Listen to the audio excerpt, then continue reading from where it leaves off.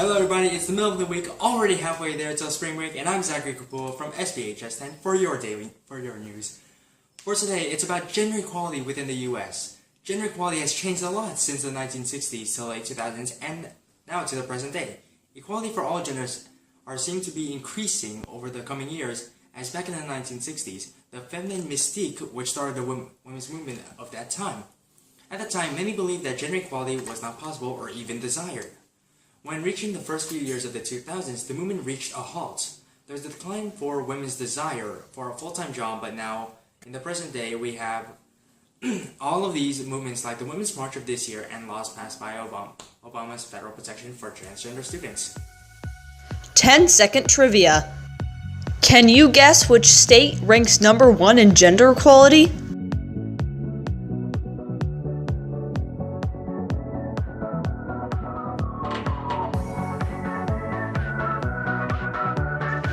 If you guess solid, liquid, or gas, you are wrong. If you guess California, you are correct. We are now moving down the list to number 12, Hawaii. Here to tell you all about gender policy within the state and federal government, Jason Pombueno with the recent efforts and changes in regards to insurance and identity. The tropical island has been known to be America's main attraction to sit back, take a load off, and cast off the worries of the world by hanging loose and catching some waves. But what about the people who have chosen to settle down in this tropical paradise? In 2010, a transgender woman named Kelly Kauai, a government employee, had filed suit against the state after the past 5 years of being denied to use the women's restroom. It wasn't until 2014 that she was allowed to use a restroom that corresponds to her gender identity. Just a year before, as of November 14, 2013, Hawaii became the 15th state to legalize same-sex marriage. Not until just recently, in April 27th of this year, the state's House of Representatives passed a bill prohibiting insurance companies to deny, cancel, or limit coverage based on a person's gender identity. The state Senate had also passed the bill and is now currently going through the state's present Democratic Governor David Ige, which is all significant feats for the LGBT community. But why just now? And why is it taking so long for states to recognize a multi-gendered community? Well, in 1993, the Supreme Court of the state of Hawaii had already ruled that prohibiting same-sex couples to marry amounted to gender discrimination. However, due to the national backlash against the ruling, the states passed the Defense of Marriage Act, or DOMA, just 3 years later, which prohibited both federal and state governments' active recognition of same-sex marriage. It wasn't until the Obama administration that the Supreme Court cut off a portion of the DOMA in 2014, which barred the federal government from recognizing same-sex marriage. However, since the rest of the act is still in effect, states that have already banned same-sex marriage are not required to recognize legal marriages performed in other states, meaning that a state cannot be peer-pressured into following other states' marital policies. But don't be too discouraged. The LGBT community is currently fighting for a bill that will repeal the DOMA entirely, called the Respect for Marriage Act. Under this act, it would be under federal law that all states be required to recognize same-sex marriage.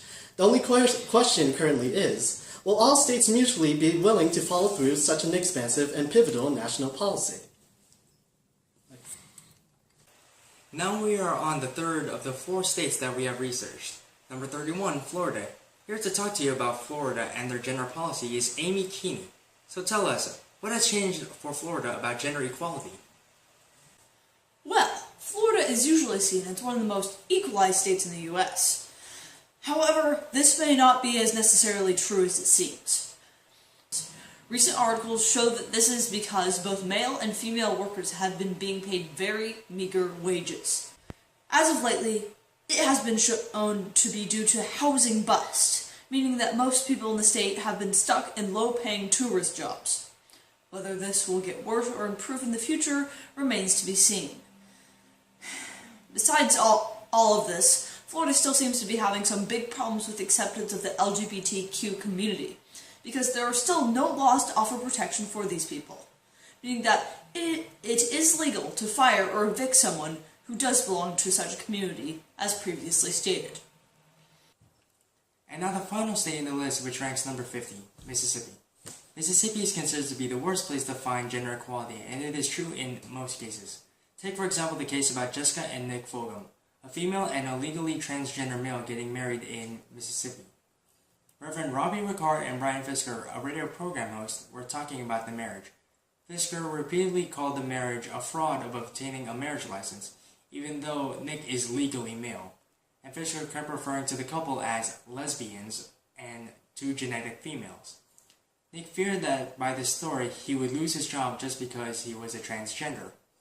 Ricard claimed that he didn't intend to harm the couple, only just to inform the citizens of Mississippi so that they could give their voice on this event, and he also stated that in the program that the facts were misrepresented by Fisker.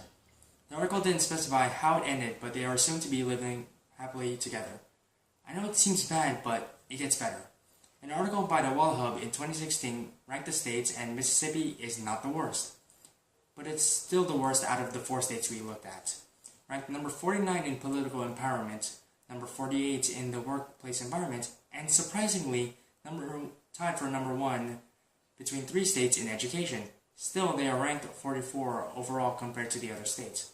So there has been progress within the state, but it still has a long way to go.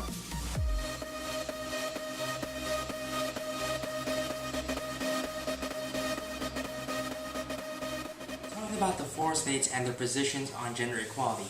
So now what has the federal government done?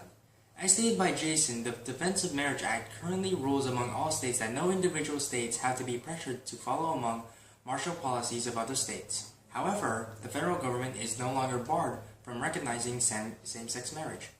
So that sounds like progress, though not as big. There still was progress to gender equality, and that currently the LGBT is trying to repeal the DOMA entirely, called the Respect for Marriage Act. That sounds great, right? Well, wait till you hear this story. In an article by the New York Times, Trump's transition team asked for a memo about the programs promoting gender equality and the list of positions who are to promote these programs. Many have speculated that this action is a potential rollback on these programs based on President Trump's recent actions. Only time will tell whether or not Trump's presidential term will make significant progress for gender equality. Well, I don't know about you guys, but I'm equally excited and terrified of what this next year will bring. While I am slightly biased towards being terrified, my mouth is agape at all these gender gaps. Let's hope not.